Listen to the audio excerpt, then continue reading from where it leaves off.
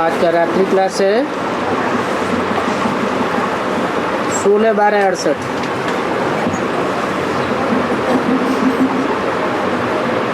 बेहद का बाप आते ही हैं बच्चों को खुश करने के लिए। कल्प कल्प सभी का दुख दूर करने के लिए आते हैं और समझाए देते हैं कि मेरे को याद करने से तुम्हारे सभी दुख दूर हो जाएंगे। दुख तो दूर हो जाएंगे, बाकी रहा भविष्य में पद पाने की बात। उसका सारा मदार पढ़ाई पर है।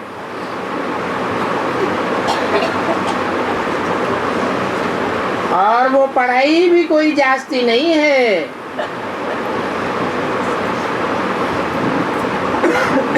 सिर्फ अपने 84 के चक्र को जानना है।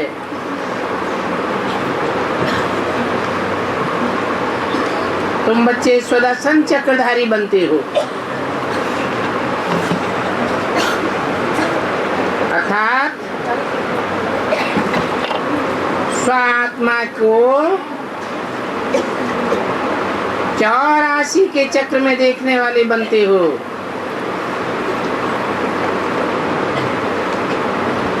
ये हुआ स्व को ज्ञान चक्र का। ये समझना भी है और समझाना भी है।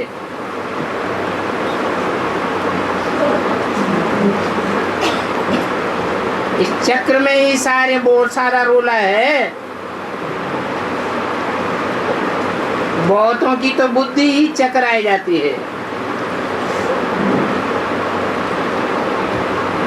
क्योंकि हम कहते हैं 5000 वर्ष का चक्र है और वो कह देते हैं लाखों वर्ष का चक्र है। इस बात में ही मनुष्य मुझ जाते हैं। बाप कहते हैं इस यज्ञ में विघ्न भी बहुत पड़ते हैं।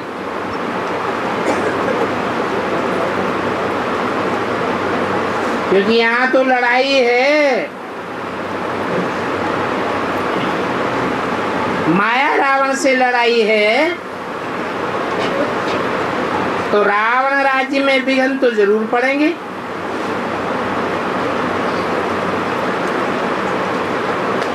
नई दुनिया में जावेंगे तो वहां तो कोई लड़ाई झगड़ा मारा मारी नहीं है, क्योंकि बाप यहाँ संगम पर आकर सभी झगड़े मिटाई देते हैं। बच्चे जानते हैं बाप को याद करना है। याद करने से हम सतो प्रधान बन जाएंगे और सतो प्रधानता में तो झगड़ा होता ही नहीं है। आत्मा तमो प्रधान बनती है तो झगड़े टलते होते हैं। सतो प्रधान देवताओं की तो गुण गाते हैं, अपने अवगुण वर्णन करेंगे और देवताओं के गुण गाते हैं। कहते हम कपटी पापी नीचे आप ही तरस पर हुई। इससे सिद्ध होता है कि अभी हम तमो प्रधान हैं, अभी तुम बच्चे बन रहे हो सतो प्रधान। तो ऐसी देवताओं की महिमा लायक बनना है। परंतु माया की लड़ाई भी बड़ी कड़ी है। ये हार जीत का खेल है और ये रूहानी बच्चों की हार जीत का खेल है।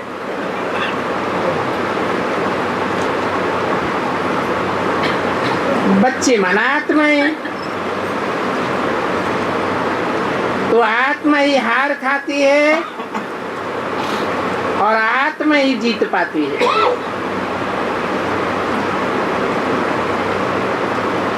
आत्माओं का बाप कहते हैं मैं जीत पहनाता हूं,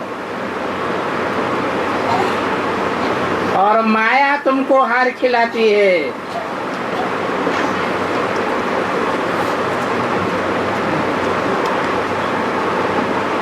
इस हार जीत के खेल में कोई ऊंच पद पाए लेते हैं, कोई कम पद पाए लेते हैं, बाकी देवता तो जरूर बनते हैं। जैसे बैरिस्ट्री पढ़ते हैं तो बैरिस्टर तो बनते हैं, फिर कोई ऊंचे बैरिस्टर बन जाते हैं, कोई अति साधारण। बाकी पुरुषार्थ तो सभी करते रहते हैं। कोई कोई हिम्मत दिखाते हैं, महावीरपना दिखाते हैं, तो बाप सुन करके खुश हो जाते हैं। फिर भी हिम्मत करके खुश शुभ तो बोलते हैं, हाथ फेल तो नहीं होते। फट से कहते हैं हम तो नारायण ही बनेंगे। बाप कहते हैं अच्छा तुम शुभ बोलते हो, तुम्हारी जीत हो जाए, सुखधाम जाते हो। बाकी जो कहते हैं हम नारायण बनेंगे, वो तो बच्चे भी समझते हैं और बाप दादा भी समझ सकते हैं, क्योंकि सभी तो एक रस नहीं बन सकते। कुछ न कुछ भूल चूक अंत तक होती रहेगी, जब तक कर्मातीत अवस्था ना आ जावे। तो है पढ़ाई की बात, जबकि देवता बनना है और मनुष्य से देवता बनने की ही पढ़ाई है। तो बच्चों को दैवी गुण जरूर धारण करने पड़े। बनते तो नंबरवार हैं, कोशिश करके जितना हो सके उतना बच्चों को खुद भी समझना है और औरों को भी समझाना है। ये तो बच्चे समझते हैं कि कल्प कल्प हमने जो पुरुषार्थ किया है वो ही करेंगे, और सभी तो एक जैसा पुरुषार्थ नहीं कर सकते। यहाँ तो बाप भी है, टीचर भी है, गुरु भी है, तीनों ही शिक्षा देने वाले हैं। ये वंडरफुल बात है, क्योंकि ये एक ही है, फिर उसको याद करना भी सहज होना चाहिए। क्योंकि बाबा हमारा बाबा भी है, गुरु भी है, टीचर भी। ये आत्मा मनुष्य की है, और वो जो दूसरी आत्मा बैठी है वो ईश्वर की है।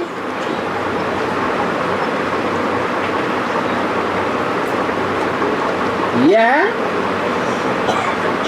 और वह, यह कह के किसको नजदीक कर दिया? ब्रह्मा को नजदीक कर दिया, और वह कह के दूर किसको कर दिया? ईश्वर को दूर कर दिया। ऐसा क्यों? इनकी आत्मा को तो जन्म बाई जन्म घड़ी घड़ी शरीर मिलता है, तुम्हारे साथ ही पार्ट बजाते हैं। वो तो जन्म नहीं लेते, सिर्फ अंतिम जन्म में आकर के आधार लेते हैं। कहते हैं मेरा जन्म अलौकिक है, दुनियावी तरीके का जन्म नहीं है,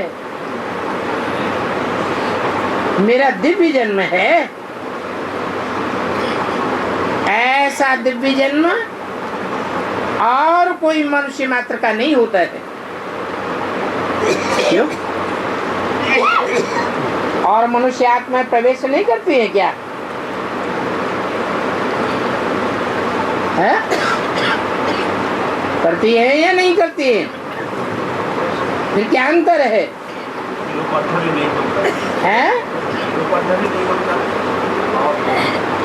और आत्मा प्रवेश तो करती है, परंतु उन आत्माओं में ऐसी एक भी आत्मा नहीं है जिसको संग का रंग न लगता हो। सब अटैचमेंट में आती है। मैं एक ही सुप्रीम सोल हूँ जो पतित से पतित तन में आता हूँ, तो भी मुझे कोई भी अटैचमेंट नहीं लगता है।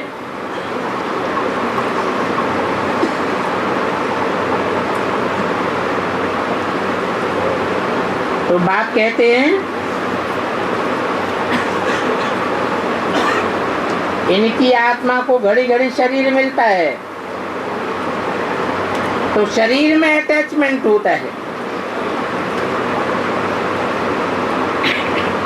मैं तो सिर्फ आधार लेता हूं, परंतु मुझे कोई लेप छेप नहीं लगता है।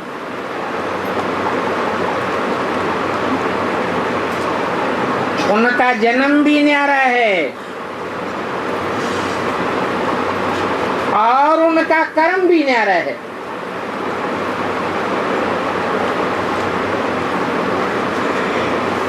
माया की लड़ाई तो तुम्हारी है, मुझे तो ये लड़ाई नहीं लड़नी पड़ती। मेरी ये लड़ाई नहीं है। मैं तो तुमको युक्ति बताता हूँ कि डिटैच रहने के लिए ऐसे ऐसे करो। बच्चे जानते हैं कि हमारी जीत ड्रामा में नुदी हुई है और ड्रामा अनुसार ही नुदी हुई। हम बाप का बनते हैं और बनने से ही विश्व का मालिक बन जाते हैं।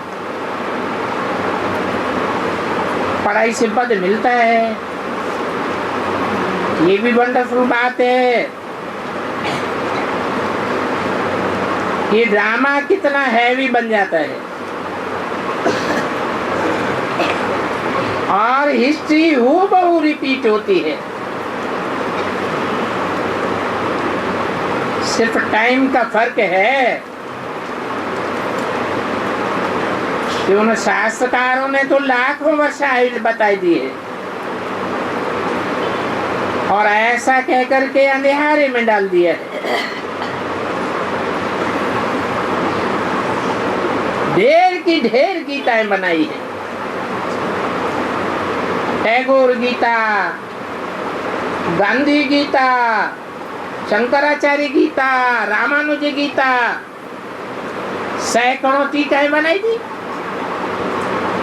परंतु समझते कुछ भी नहीं।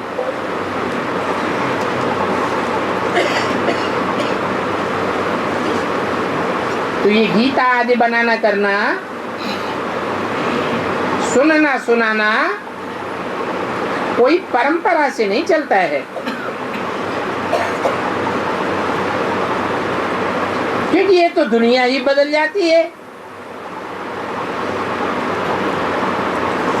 तुम जानते हो कि तुम तो संगम युग पर पढ़ते हो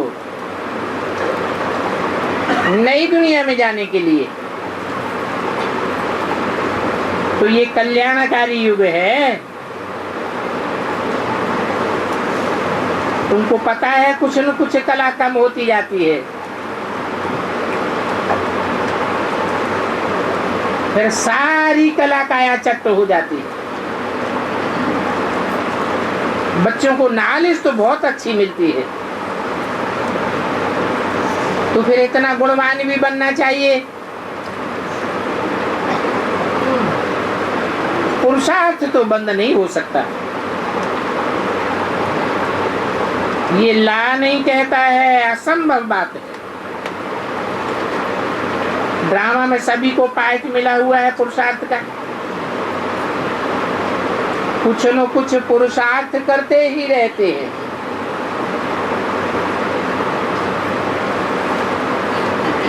अच्छा करें व बुरा करें,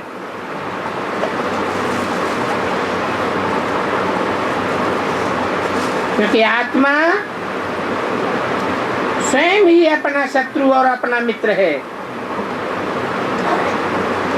बाकी पुरुषार्थ तो करना ही पड़े।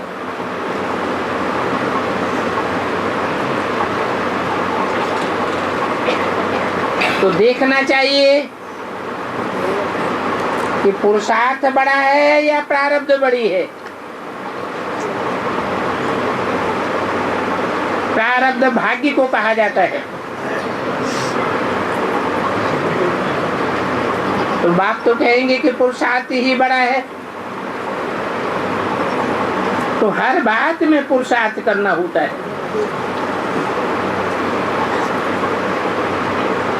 पुरुषार्थ की कर्मधारा बगैर कोई रह ही नहीं सकता। बाप श्रीमत देते हैं, तो ऐसे ऊंचते ऊंच बाप की श्रीमत लेकर के पुरुषार्थ भी बहुत श्रेष्ठ होना चाहिए। मुख्य है काम विकार, जिसके लिए बाप कहते हैं ये काम महाशत्रु है। इन पर जीत पाने से तुम जगत जीत बन जाएंगे। तो सारा मदार पुरुषार्थ पर जाता है। बच्चों को खुशी होती है, हम सुखदाम जाएंगे, बाप भी दिलासा देते हैं कि बाकी थोड़ा टाइम है। फिर भी इस समय तो तुम बहुत भाग्यशाली हो, क्योंकि तुमको ईश्वर पढ़ाते हैं। नई दुनिया में जाएंगे तो वहां कोई ईश्वर थोड़ा ही पढ़ावेंगे, वहां तो देवताएं पढ़ाते हैं। और पढ़ाई सोर्स ऑफ इनकम है। यहाँ बाप पढ़ाते भी जरूर है। पढ़ाई कर स्वर्ग का मालिक बनावेंगे, फिर पद के ऊपर सारा मदार जाता है। कोई पद कम पावेंगे, कोई जास्ती पद पावेंगे, पढ़ाई पर मदार है।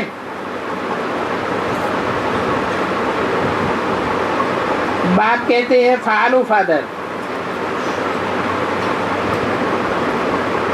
Follow father, follow mother. बाकी भूलें तो होती रहती हैं, फिर भी दैवी गुण धारण कराने का पुरुषार्थ करते हैं। सो माया उसमें विघ्न जरूर डालती है। 16-12 वाणी का दूसरा पेज। तो इन बातों में सावधान किया जाता है कि ऐसी चलन से तुम उच्च पद नहीं पा सकेंगे।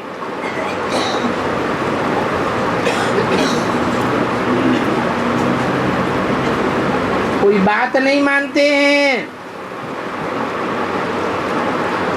तो फिर उनसे मनवाने के लिए बड़ों को कहना पड़ता है। उनके जो बड़े हैं, जिनकी वो बात मानते हैं, उनसे कहलाना पड़ता है। बड़े माना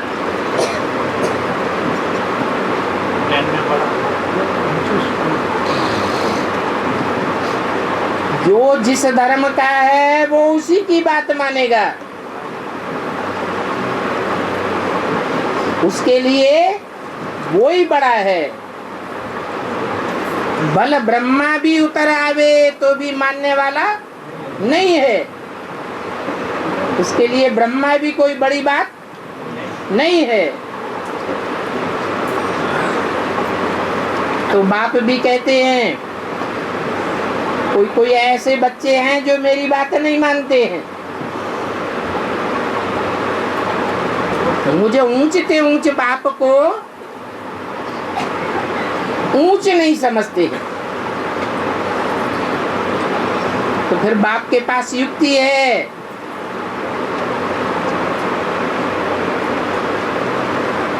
उनके जो बड़े हैं, जिनके प्रति उनके अंदर रिगार्ड रहता है, और रिगार्ड भी जन्म जन्मांतर का रहता है। जन्म जन्मांतर के स्वभाव संस्कार भरे पड़े हैं, वो उन्हीं की बात मानेंगे। तो फिर उनके बड़ों को कहना पड़ता है तुम समझाओ। वो धर्म पिताएं भी निकलेंगे, उन्होंने धर्मों के बड़े बड़े भी निकलेंगे, जो फिर उनको बैठ करके शिक्षा देंगे। अब बाप की शिक्षा में और आत्माओं की शिक्षा में कुछ फर्क तो होगा। बाप तो अहिंसा का पाठ पढ़ाते हैं, बाकी तो सारी दुनिया हिंसक है।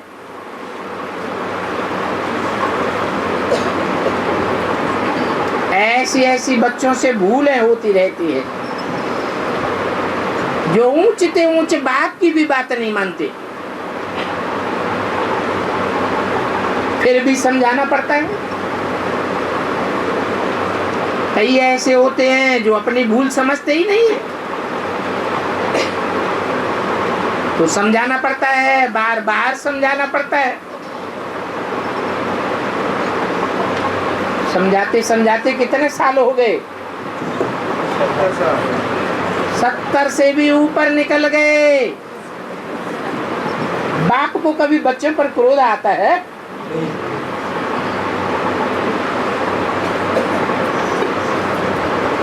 और जो समझाने वाले आवेंगे भविष्य में,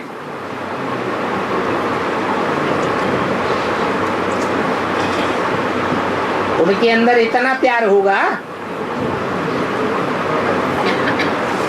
जो सालों साल समझाते रहे और समझने वाले कुछ भी न समझे। बाप कहते हैं काम चिच्छा पर बैठकर कितने बेसमझ बन गए।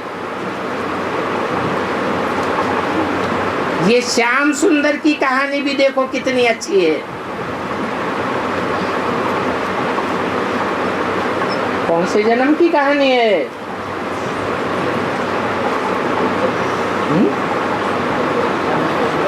द्वापर युग की, संगम युग में ही श्याम और श्याम से सुंदर बनने की कहानी है। ऐसे नहीं कि दो नाम हैं, दो पार्टधारी हैं, दो युगों में पार्ट बजाते हैं।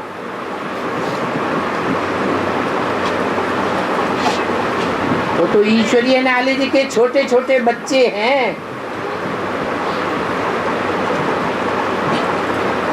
नाबालिग बच्चे हैं, बुद्धि सगीर नहीं बनी है, इसलिए समझते हैं कि इस जन्म में श्याम पाठ बजाया ब्रह्मा के रूप में, और सतयुग में अगले जन्म में पाठ बजावेंगे सुंदर के रूप में। परंतु ऐसा नहीं है, दोनों नाम साथ साथ लिए जाते हैं ना। उनमें भी श्याम शब्द पहले लगाते हैं, सुंदर बाद में लगाते हैं। तो इसका अर्थ हो जाता है इस एक ही जन्म में श्याम और एक ही जन्म में सुंदर बनते हो।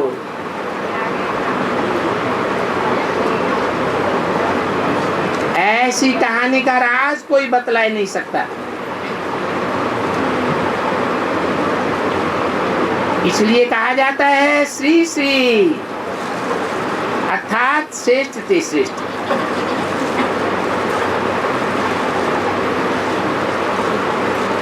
और श्री श्री कौन हुआ?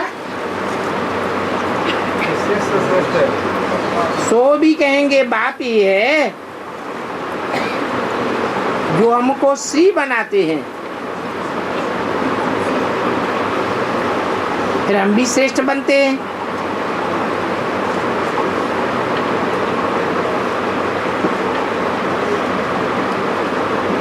कोई तो होंगे जो भ्रष्ट में भी नंबर 1 और श्रेष्ठ में भी नंबर 1। परंतु जो भ्रष्ट बनते हैं उनकी माला नहीं बनाई जाती, न गाई जाती है। सतयुग में भी श्रेष्ठ होते हैं नंबरवार पुरुषार्थ अनुसार। यहाँ तो सभी भ्रष्ट हैं, उनमें भी कहेंगे नंबरवार पुरुषार्थ अनुसार। बाप को पुकारते भी हैं, आओ आकर के हमको तमो प्रधान से सतो प्रधान बनाओ, इसलिए पुकारते हैं। क्या मकसद बताया पुकारने का? तमो से सतो आकर के, सतो नहीं, तमो प्रधान से सतो प्रधान आकर बनाओ, पतित से पावन आकर के बनाओ।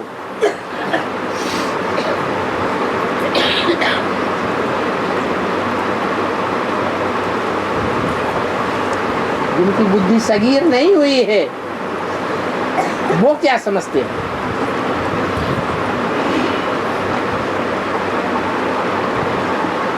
जिन्होंने अधूरी पढ़ाई पढ़ी है, सिर्फ बेसिक नॉलेज ली है, वो क्या समझते हैं कि जन्म भाई जन्म किस लिए बुलाया? समझते हैं इसलिए बुलाया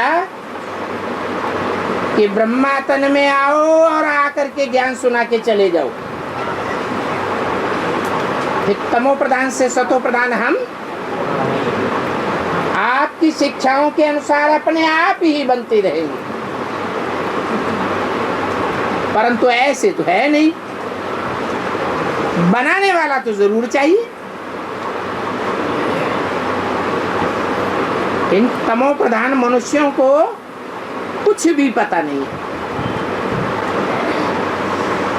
उन्होंने तो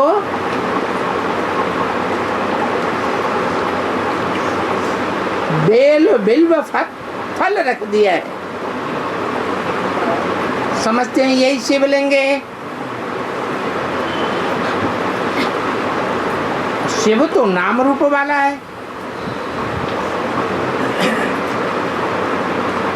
शंकर भी नाम रूप वाला है।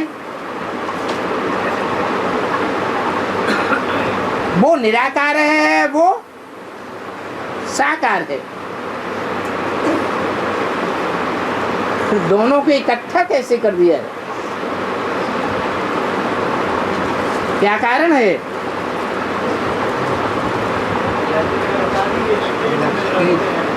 वो निराकार जरूर साकार में आता है,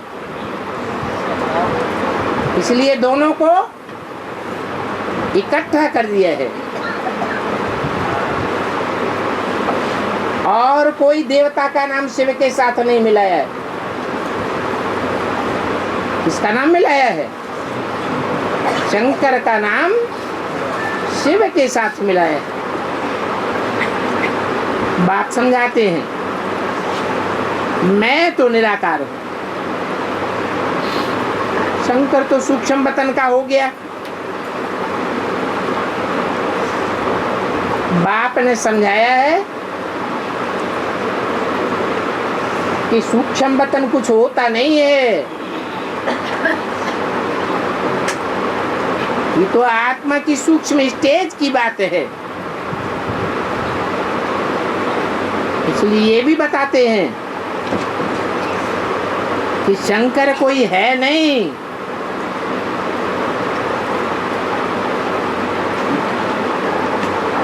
जब है ही नहीं तो ये चित्र और मूर्तियां कहां से आ गई? और दुनिया में सबसे जास्ती चित्र और मूर्तियां किसकी मिली है? जैनियों ने उसे तीर्थंकर कह दिया है,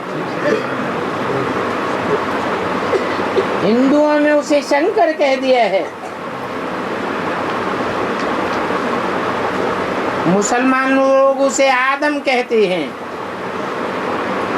अंग्रेजों ने एडम नाम रख दिया है।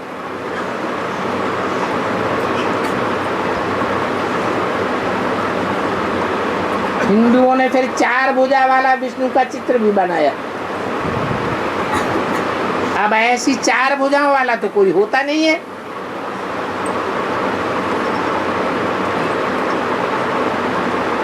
विष्णु के फॉलोअर्स वैष्णव कहे जाते हैं। जरूर विष्णु के कुल वाले हुए। कहेंगे प्रजापिता ब्रह्मा के कुल से फिर विष्णु के कुल वाले बनते हैं। ब्रह्मा से विष्णु कहा जाता है ना। विष्णु को चतुर्भुज दिखाया है और ब्रह्मा तो अनेकों के नाम है।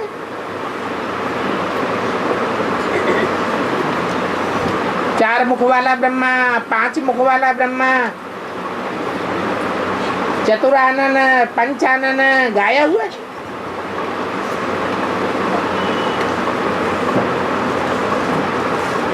एक का मुख आगे की ओर तो दूसरे का मुख पीछे की ओर। एक का मुख दाएं दिखाएंगे तो दूसरे का मुख बाएं दिखाएंगे। अर्थात एक के स्वभाव संस्कार न मिले दूसरे से, फिर वो ब्रह्मा से विष्णु कैसे बन गया? जरूर बाप आकर के ऐसी पढ़ाई पढ़ाते हैं जो बच्चों के संस्कार मिल करके एक हो जाते हैं। तो विष्णु चतुर्भुज दिखाया है, संपन्न रूप। तो भारत में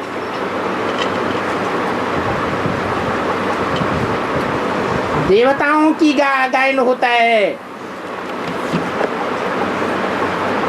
सूक्ष्म वतनवासी भूत प्रेत या फरिश्तों का गायन नहीं होता। उनका गायन तो कहाँ होता है? विदेशियों में होता है। विदेशी धर्म वाले फरिश्तों को मानते हैं। क्यों? क्योंकि उनकी पढ़ाई ब्रह्मा से विष्णु बनने तक नहीं गई। कहाँ तक रह गई? ब्रह्मा सूक्ष्म वतनवासी बनता है, फरिश्ता बनता है और उनके फॉलोअर्स भी फरिश्ता बनते हैं। पूरी पढ़ाई नहीं पढ़ पाते, इसलिए विदेशियों में फरिश्तों का गायन है, फरिश्तों की मान्यता है। तो बाप ने तो सूक्ष्म वतन को भी उड़ा दिया। जब विनाश होगा तो नई दुनिया में सूक्ष्म वतन रह जाएगा क्या? ये भूत प्रेत आत्माएं बनी रहेंगी क्या? ये सभी साक्षात्कार मात्र है। बाकी असली बात है ब्रह्मा सो विष्णु, वो भी साक्षात्कार होता है 4 भुजा के विष्णु का। तो साक्षात्कार के अर्थ को भी समझना समझाना पड़ता है, क्योंकि जानते हो वो ब्रह्मा सो विष्णु यहाँ ही बनते हैं। बच्चों को बाप बहुत कुछ समझाते रहते हैं और साथ में ये भी समझाते हैं याद करो तो सतो प्रधान बन जाएंगे, क्योंकि बाप क्या है, सदैव सतो प्रधान है। उनका नाम जब लेते हैं तो कहते हैं सत्य चित्त आनंद, सदैव ही सत्य है। तो अनेक बार तुम बच्चों ने इस तामसी दुनिया के पहाड़ को उठाया है, पत्थर के पहाड़ से सोने की दुनिया बन जाएगी।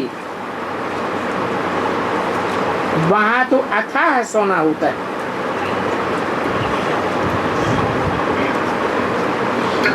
बाकी पहाड़ कोई बदल थोड़े ही जाएगा। कहेंगे मनुष्य की बुद्धि सोने पत्थर की बन जाती है।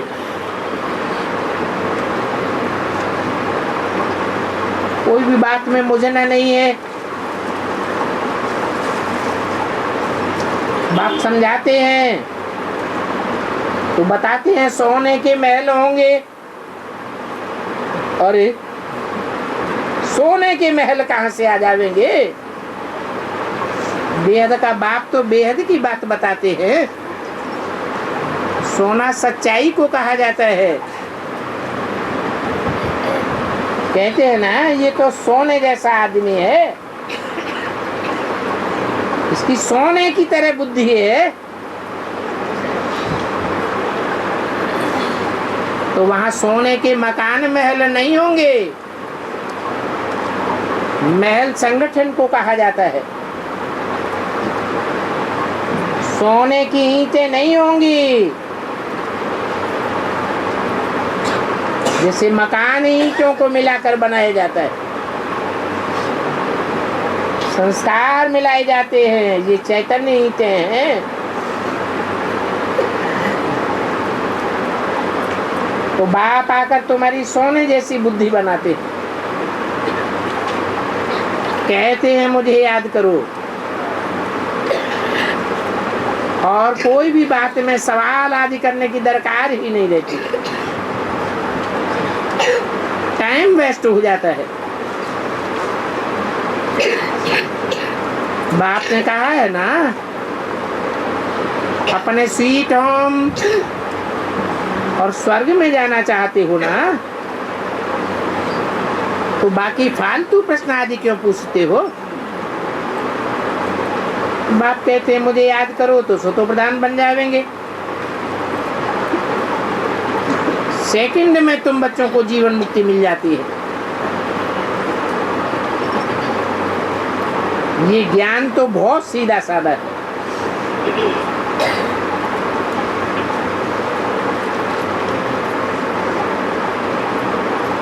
क्या ज्ञान सीधा साधा है? और शास्त्रों में जो सुनाया है वो टेढ़ी खीर है क्या? वो सीधी सीधी बातें नहीं है। सारा ज्ञान का सूत मुझा हुआ। बाप आकर उसे सीधा करते हैं। जो हमारे धर्म का नहीं होगा,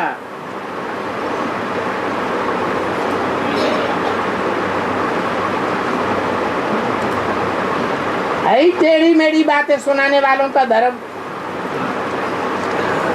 तो उनकी समझ में कैसे आवेगा? तो जरूर जोंक की चाल चलेंगे। पानी तो समान रूप से भरा हुआ है, परंतु जोंक की चाल कैसी होती है? यूं चलेगी, फिर यूं चलेगी, फिर यूं चलेगी, टेढ़ी चाल होती है।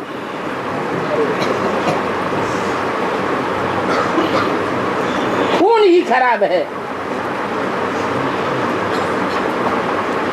ये भी बेहद में संकल्पों का खून होता है। सीधी बात समझ में ही नहीं आती। जहां बैठे अभ्यास करने से सभी कुछ याद आ जाएगा। अभ्यास करने से क्या नहीं हो सकता है।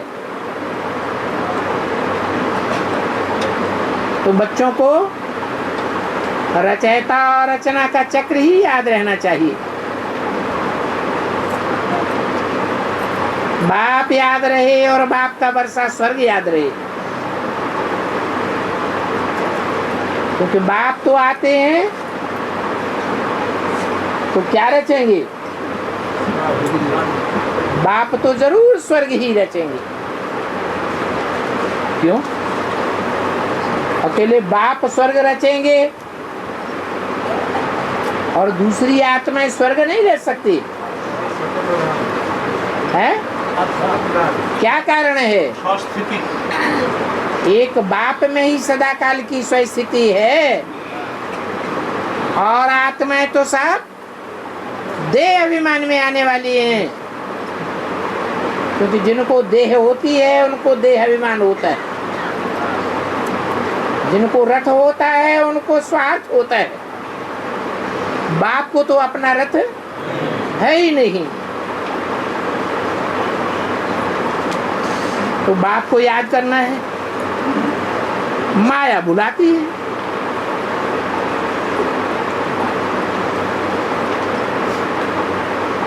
बुलाने वाला कौन? माया। तो कौन है माया? हाँ, माया बेटी। माया रावण भी कहते हैं, तो बेटी बेटा दोनों ही हैं। तो कौन है माया रावण?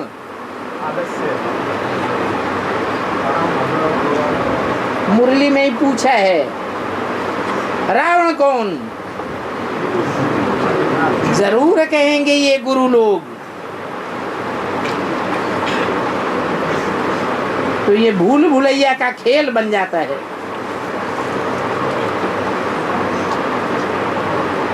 बाप याद दिलाते हैं और माया भुलाए देती है। धंधा आदि तो करना है, परंतु ये भी समझ लेना है अच्छी तरह से कि समय बहुत थोड़ा है। ये क्या बात हुई?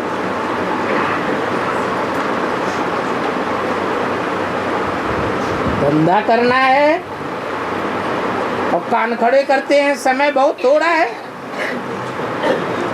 इसका क्या मतलब? धंधा तो करना है, क्योंकि पेट साथ में लगा हुआ है।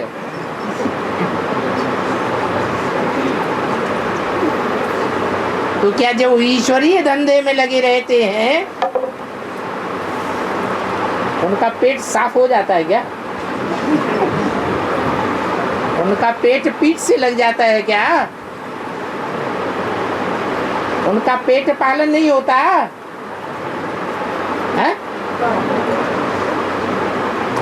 तो धंधे तो दोनों ही हैं। ईश्वरीय धंधा भी है और आसुरी धंधे भी हैं। ईश्वरीय धंधे में कोई भी प्रकार का जोखिम नहीं है। और आसुरी धंधे में जोखिम है, क्योंकि बाप कहते हैं सब धंधों में है नुकसान। ऐसे भी देखने में आता है जो सच्चाई से कल कारखाने चला रहे हैं, सच्चाई से दुकानदारी संभाल रहे हैं, उनकी दुकान ठप हो जाती है, कारखाने बंद हो जाते हैं। ये झूठों की दुनिया है, और झूठों की दुनिया में रह करके झूठा धंधा करते हैं, तो ज्ञान में आने के बाद 100 गुना बोझ भी चढ़ता है झूठ का। क्योंकि झूठ बोलने के संस्कार आत्मा में समा जाते हैं। जो ज्ञान में नहीं चल रहे हैं उनकी तो शूटिंग नहीं होती है, लेकिन जो ज्ञान में चल रहे हैं उनकी तो शूटिंग भी चल रही है, तो बहुत घाटा पड़ जाता है। समय बहुत थोड़ा है बदलने के लिए।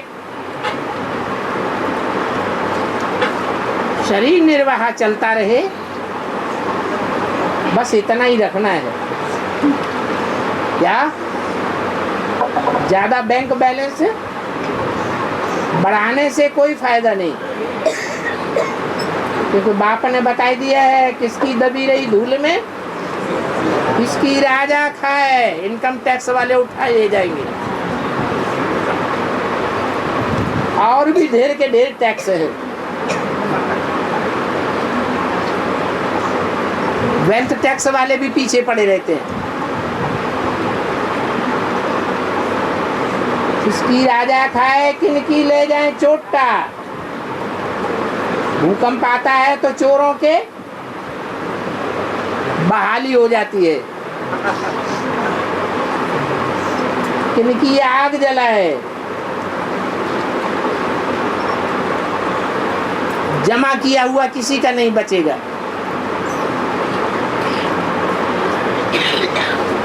तो हिसाब ऐसा रखना चाहिए कि जो पैसा है उससे हम सिर्फ रोटी टुकड़ा खाते रहें, जास्ती की हविस रखना बेकार। बस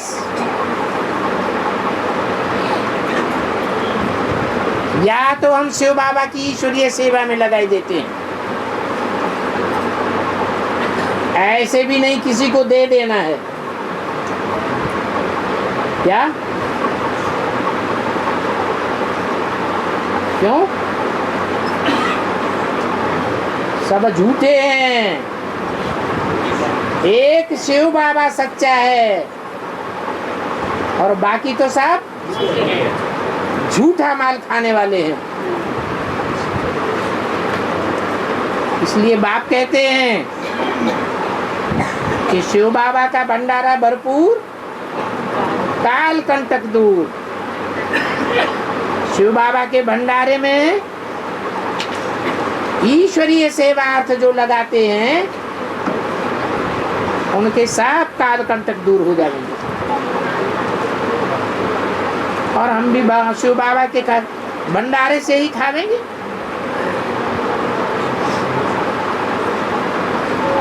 सन्यासियों को भी तो रोटी ही मिलती है। सन्यासी घर बार का त्याग करते हैं, संसार का त्याग करके जंगल में चले जाते हैं। क्या उनको पेट पूर्ति रोटी नहीं मिलती?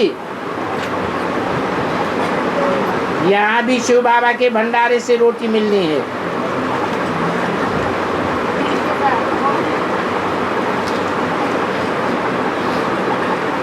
तुमको घबराने की कोई दरकार नहीं। क्या मेरे बच्चे कभी भूख नहीं मर सकते, भले तुम सभी सांवरे हो, क्या गोरा तो अभी कोई नहीं बना है, तो भी गारंटी है कि रोटी तो सबको मिलेगी।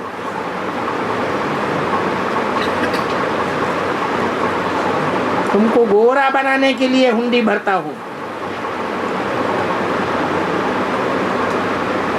इसमें माने इस बात में बच्चों को निश्चय बुद्धि होना चाहिए। इस बात में गोरा बनेंगे नहीं, गोरे तो बनेंगे सभी।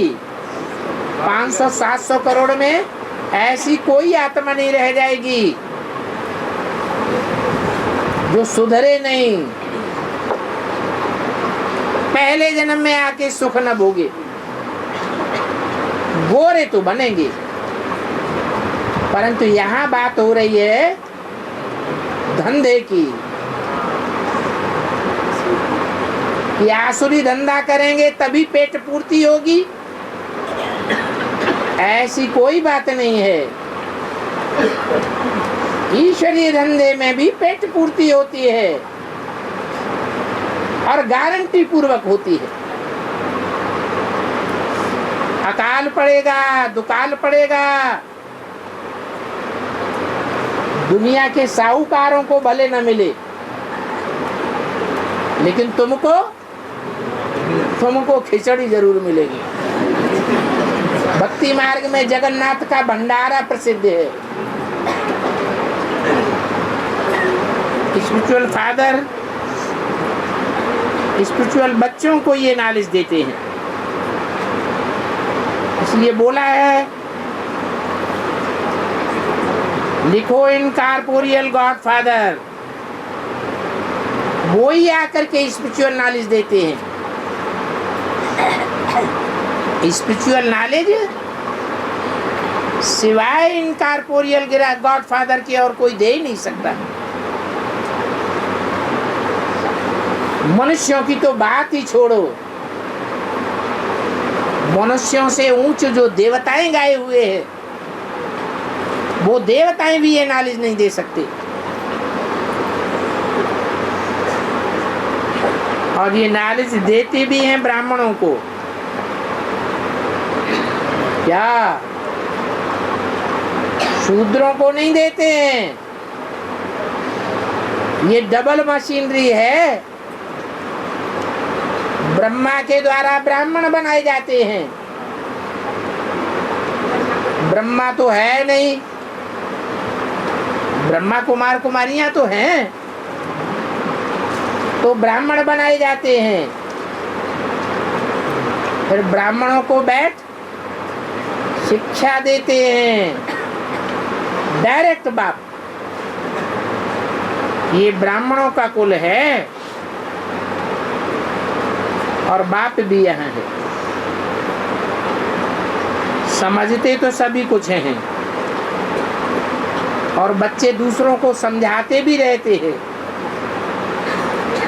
बाप ने भी कितना समझाया है, परंतु तमो प्रधान बुद्धि के होने के कारण बहुत सी बातें बुद्धि में अच्छी तरह बैठती नहीं है।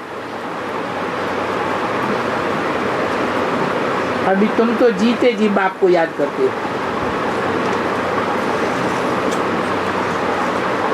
सतो प्रधान बनते हो उच्च पद पाने के लिए।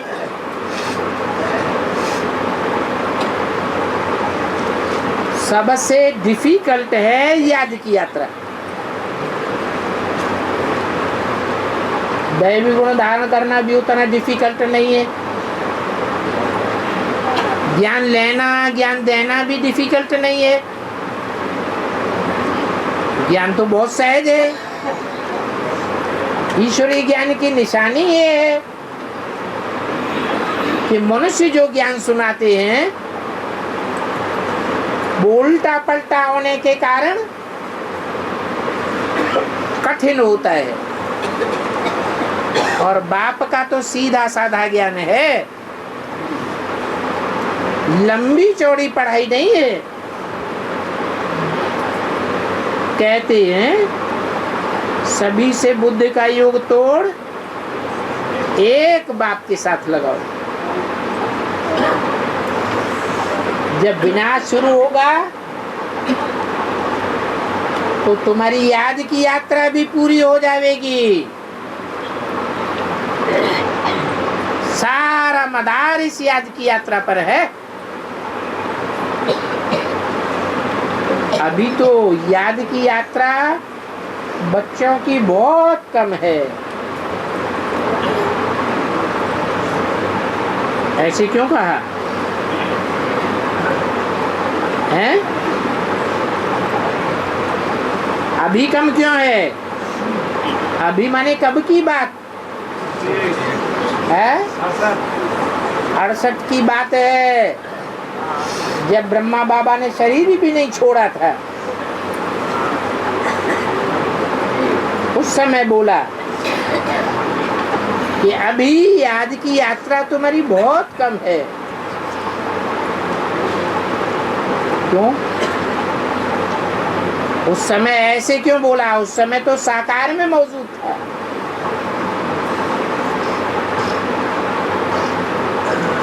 फिर ऐसे क्यों बोला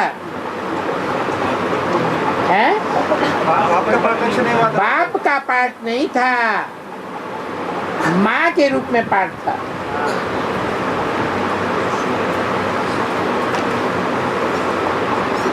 माँ के द्वारा स्वर्ग स्थापन नहीं होता, माँ द्वारा होता है। लेकिन करता कराता कौन है? बाप ही कर्म करावन है। अखबार में था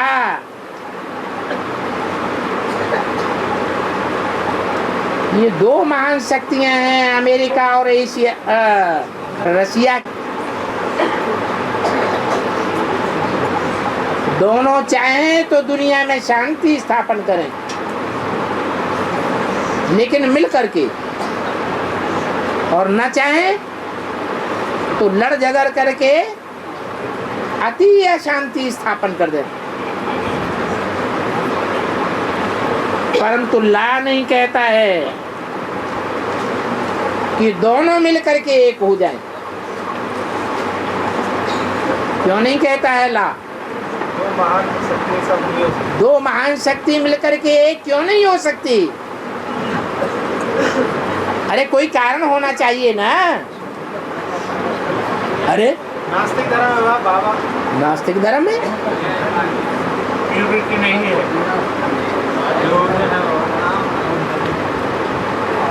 ये भी ठीक है। उनके निवृत्ति मार्ग के धर्म है। सुख शांति तो स्वर्ग में होती है, जहाँ देवताओं की दुनिया प्रवृत्ति मार्ग की होती है। और प्रवृत्ति मार्ग असली बनता ही है यूनिटी से। यूनिटी कब बनती है? जब प्योरिटी हो। और रसिया के नास्तिकों में और अमेरिका की क्रिश्चियंस में प्योरिटी का तो नाम निशान नहीं है। इम्प्योरिटी के बगैर रह ही नहीं सकते। तो बाप कहते हैं ये ला नहीं है जो दोनों मिलकर के यूनिटी बना लें, क्योंकि उनके अंदर प्योरिटी ही नहीं है। वो तो लड़ेंगे।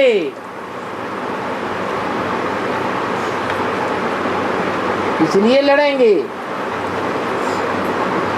हैं? वो लड़ेंगे ताकि मक्खन तुमको मिल जाए। तुम्हारी बंदर सेना है ना, तो बंदर बांट दिखाते हैं, बीच में मक्खन सारा बंदर खा जाता है। ये बेहद का ड्रामा बड़ा ही मजे का बना हुआ है।